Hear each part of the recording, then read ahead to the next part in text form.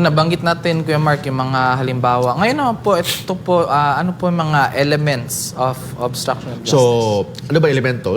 This is the basic in criminal law 1. Okay? You study criminal law. So, in basic also, if you study law, Carlo, kailangan ko i-share ko yung mga, lalo sa mga law students natin, mga kaibigan. You should know the elements of the law. Kung alam mo yung mga elemento ng batas, for example, what are the elements of murder? Alam mo yung mga elemento ng murder, ibig sabihin, murder yan. Okay? Di ba? For example, ano bang elemento ng murder? I-compared mo sa elemento ng homicide. I-compared mo sa yung tinatawag na physical injury. Anong pagkakaiba? Before we ask about the elements of obstruction of justice, you have to compare. Anong pagkakaiba ng elemento ng murder, homicide, and physical injury? The intent to kill. Ang intent to kill is available in murder, is also available in homicide. But absent yan sa physical injury. Serious physical injury, yung light serious ba yan or slight physical injury. Pag walang intent to kill, physical injury. Pag may intent to kill, murder or homicide. Ano naman pagkakaiba ng murder and homicide? Ang pagkakaiba, the method or the manner of killing. Pag homicide kasi, ibig sabihin, hindi mo siya binigyan ng pagkakataon na depensan ang kanyang sarili. Treachery. Yun yan. Sinunog mo. Nilason mo. Treacherous way of killing or premeditated ang killing. Ibig sabihin na premeditated, pinaghandaan na patayin mo isang tao.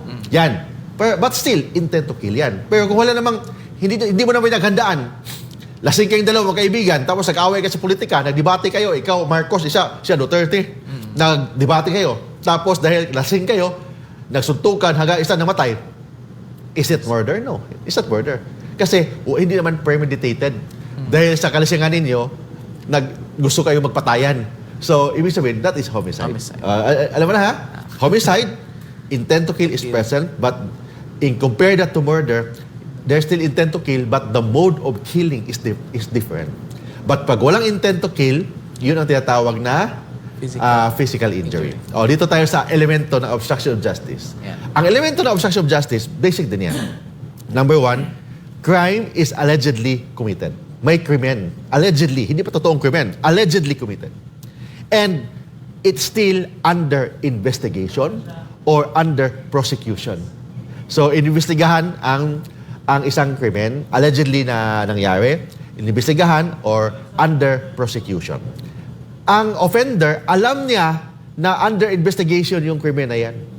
Tapos gumagawa siya ng action to obstruct, impede, or delay the apprehension or prosecution.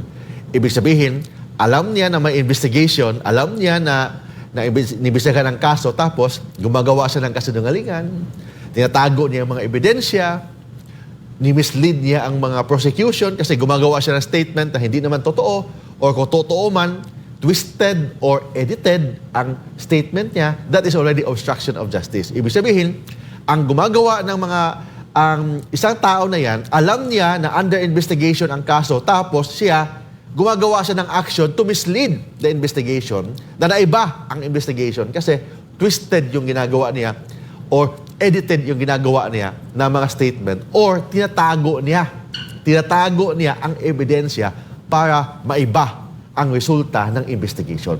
Yun ang ibig sabihin ng obstruction of justice.